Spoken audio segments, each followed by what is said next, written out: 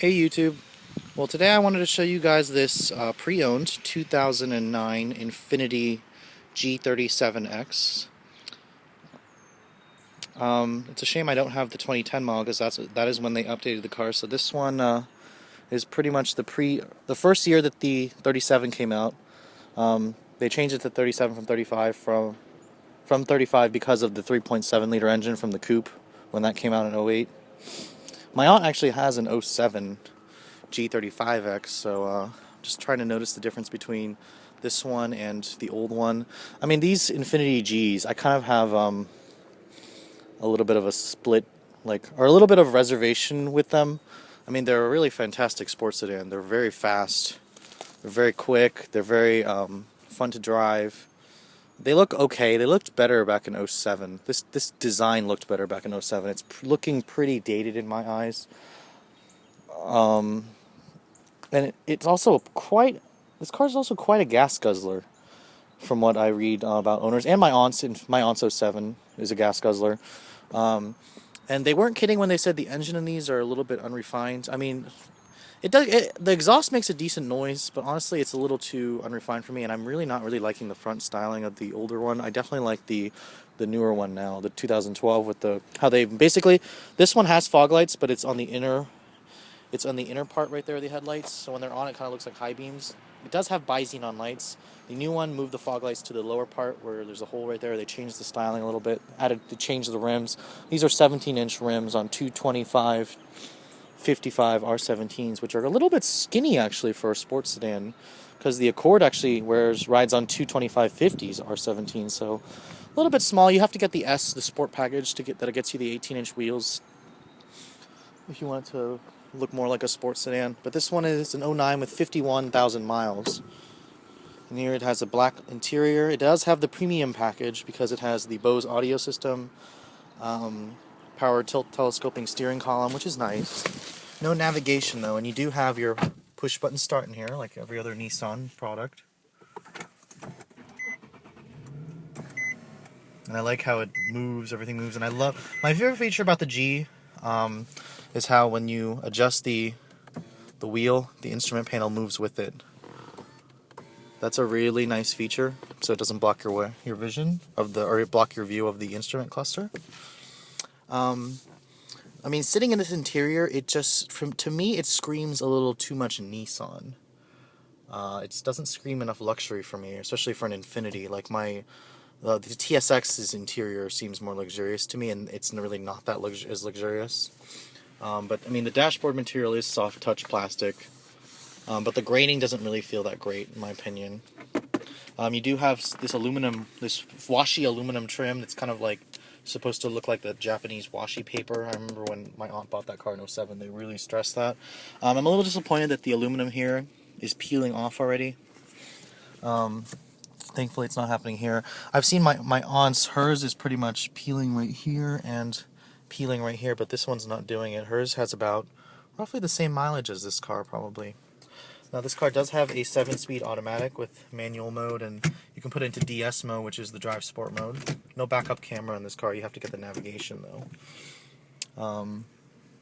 In terms of the door materials, this is soft touch here, but just the Maxima's interior, I feel like, is just as nice as this, if not nicer. I mean, I do like the gauges. I like the newer one better because I like how the new one, they changed the neon color to that whiter color, I guess it is. All the windows are automatic, even the back ones, so that's really nice. You have memory seats, Bluetooth. You do have your aux in here. Actually, I don't think it's really an aux, it's just a video jack. I'm not sure if there's an aux port in here. I feel like there should be. I don't really see anything in the glove box, but it is soft touch here on the dash. It's hard plastic here, and this is damped. And you have that nice felt here like my parents' TSX. And surprisingly, it is soft touch right here, so that's good. The seats are pretty comfortable. I don't know, I think I prefer my parents' TSX more to the seat comfort. Of course, this thing has a motor that will blow their engine away. And let me pop the hood for you.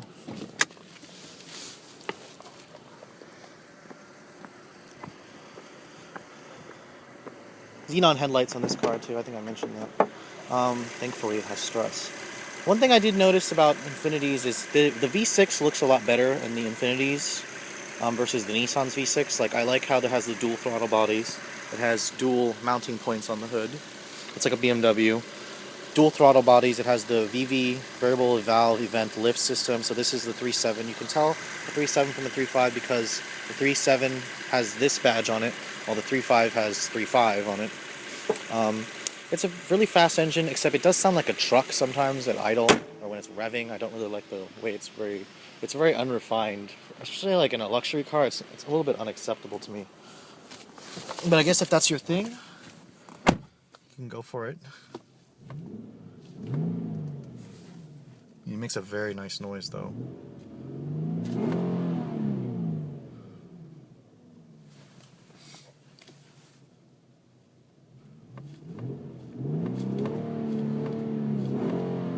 I mean, the whole engine pretty much shakes the car.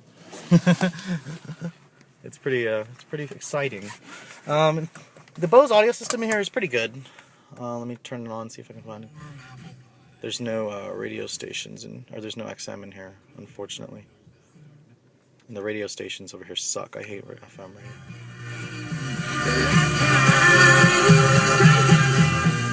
I mean, really good sound system. Of course, I'm not really much. For me, a car. It's funny because I actually argue with my boy about this, because he's more about the tech features in a car, and I'm more about the engine and how it drives. And we were arguing about this earlier because he's like, I care about the tech, and I was like, the engine is the heart of the car. If I don't like the way it drives, I could care less about the tech.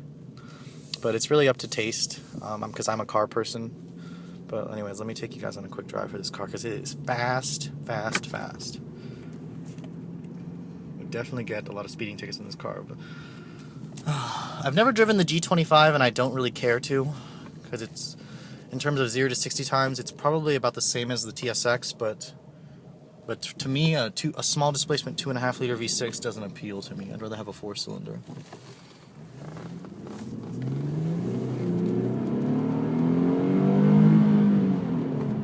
See, it's very easy to speed in this car. Lots of power, plenty of power. Unbelievable how much power. And I think that exhaust, while I feel like I would probably ignore it, I think it probably would get tiring for me on a long trip because it's constantly in the background making a bunch of noise. I mean, it's an okay noise. At the high revs, this engine's just kind of raspy. I'm used to Honda's V6 where it's very smooth even at high revs. I mean, Ford's V6 is also kind of raspy at high revs. It's not really to my liking, but this one does not have paddle shifters, unfortunately.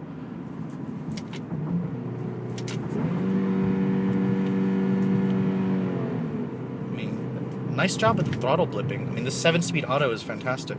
Much better than the 5-speed auto in my aunt's G35.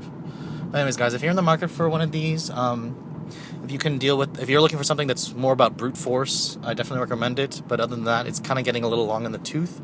But you can pick these up for a relatively cheap price. But thanks for watching, guys. Have a great day.